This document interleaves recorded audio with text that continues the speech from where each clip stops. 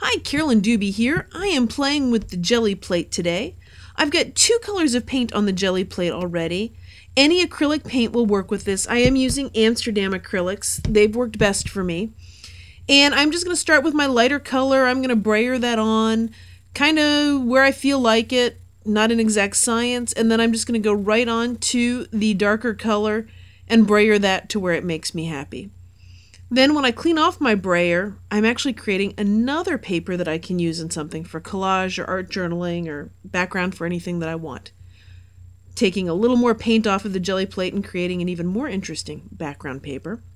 Now I've got the Dots and Dashes stencil from Stencil Girl, designed by Jessica Sporn. This first layer of paint that I'm going to pull off is the really bright layer because it's where most of the brightest paint is because it's the first pull from it. This is not what I'm looking to do. That's just kind of an extra bonus paper. This is what I really wanted. This wonderful texture that's created there from all the colors and the shapes mixing together. Since I found a huge stash of envelopes in a cabinet, I've really been in the mood to use up those envelopes.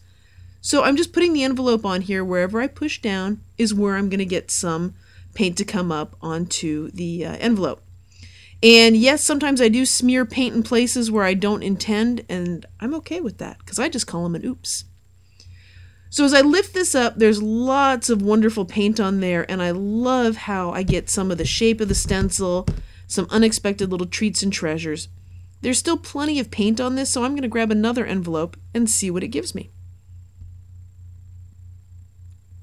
Since I've already pulled one envelope off of here, I am going to push a little bit more because there's a little less paint on there. So when I lift this up, I'm going to get a slightly different look than the other envelope. Yep, you can tell where I didn't push down as hard. And I'm going to try a third envelope, but there's not as much paint on here. And I kind of like that triangular shape from the tips of the envelope. So I'm going to turn my envelope around, and you'll see what that does because of where paint's been pulled off and not pulled off. Look at that wonderful smear of yellow paint back there. Wait till you see how I handle those. And so when I pull that one off, I get a completely different look than the first two envelopes.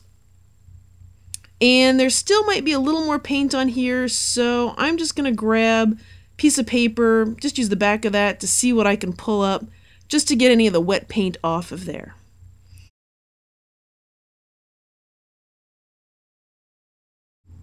So here is the Jump for Joy stencil with these fun, energetic people. Decided I wanted to put one of them on top of this envelope, but I've got a lot going on here. This is a very bright background, and I was kind of worried that whether or not the paint pens would cover them up because I'm somewhat new to the Posca paint pens. So I thought I'd need a primer layer of white on it. To be honest, I probably didn't. These pens really are opaque and cover extremely well. So I was just being a little extra precaution, taking extra precaution with the white there that I probably didn't have to do. So once I get the white on there, and I'm kind of happy with that, then I'm going to go back with some, how shall we say, crazy colors and really brighten her up. So one of the things I learned is you get an envelope too wet and it starts to buckle and almost rip, so I kind of dried some of it off and went and worked on other colors. As I did, you can see how wonderfully juicy those pens are. The orange here, what I'm doing is getting the paint flowing for the first time since it was still a new marker for me. And you can, oh, look at all that wonderful paint that was coming out of it. And now the blue really pops on there. So I've got all my crazy colors on her standing out, making her pop on that background. So I wanted a card to go inside my envelope. So I decided to take a word from the stencil Joy and the exclamation points with the Posca pens and just colored those in to add a little bit of, just a little something to the index card. But this is just basically an index card, nothing fancy, using the stencil. And this way it'll all coordinate nicely and people will think it is just super special. But you and I know how easy it was to do this. I love layers to things, and so I had to add another layer to this. But this layer has a special job. It's going to hide any of my flaws or mistakes.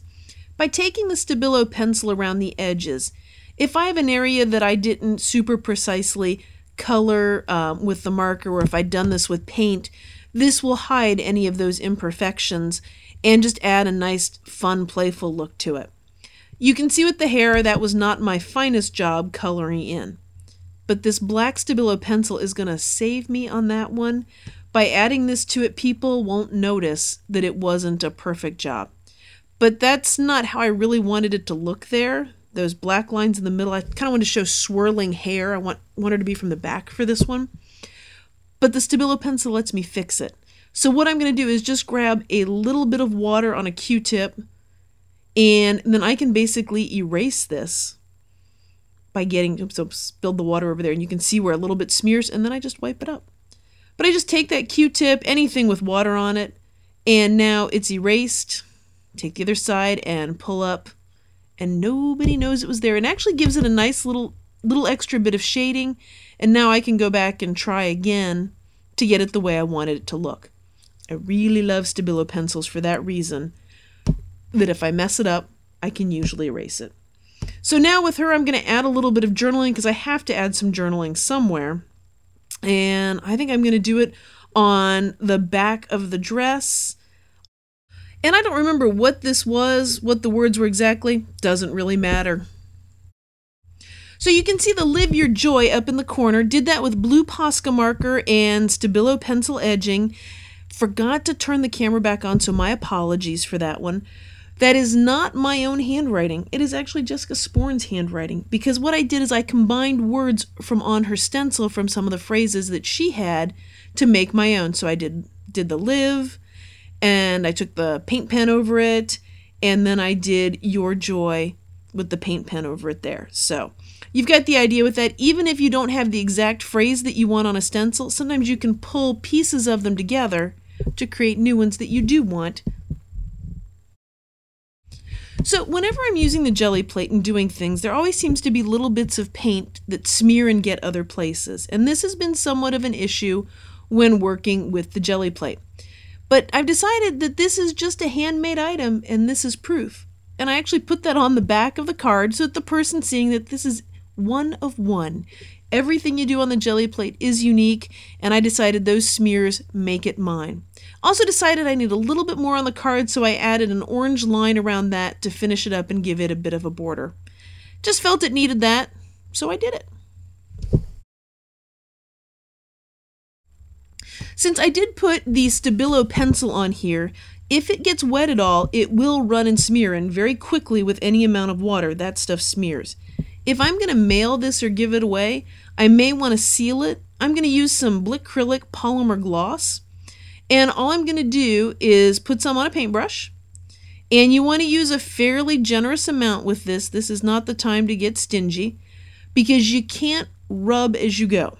So I'm going to do this first one, and do you see how it kind of streaked a little bit? That's because I didn't have enough of the acrylic gloss or polymer gloss on there. But even when it does it, I can just come in with the Q-tip and kind of clean it up. So no worries there. So that's what happens if you don't have enough on there. I've put more on there. I'm actually sealing the whole envelope. Just because why seal parts when you can seal it all? But I've got a lot of it on there. And so what I'm doing is just kind of gliding it across the top. The brush is not really touching the envelope. It's really the polymer gloss just sliding across that. And that time, as you can see, I didn't get any smearing from the Stabilo. So if you're giving it to somebody that might have wet fingers, or you're mailing it, I do recommend that you seal this. So now it's your turn to play. Grab a stencil, grab a Gelli plate, and have some fun. Thanks for watching. Over on my blog at colorfuljourney.com, I have links to the products I used and photos of the project.